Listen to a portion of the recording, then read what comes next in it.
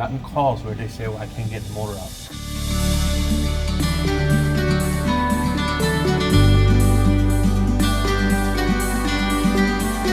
I'm going to show you how to remove the drum drive motor.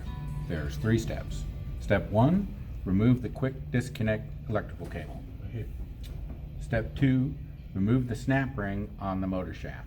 So when you're gonna remove the snap ring, you use a snap ring plier, hold it with your fingers because it has a tendency to fly off if you're not careful. This is what a snap ring plier looks like. So you remove the snap ring. Step 3, pull the motor and gearbox directly back from the shaft. Right. So that is, you grab it with your 2 hands, you pull straight back out. Now, some motors, if you do the maintenance relatively often, it should slide right out like this one. If it doesn't, do not hit the motor to get it out because you can bend the shaft. Don't want to do that. You bend the shaft, you're going to be replacing motors every 3 months. So what you got to do is remove this arm back here.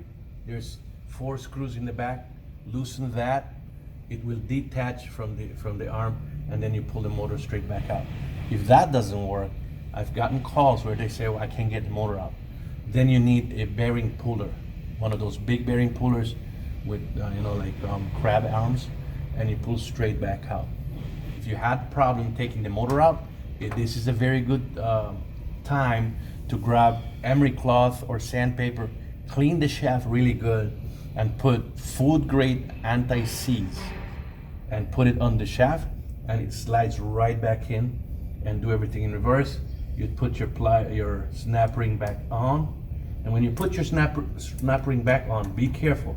You want to pull the motor gently until you hear it snap in, and then you put your cable back on. Thank you for watching, you guys. And if you liked the video, please like and subscribe.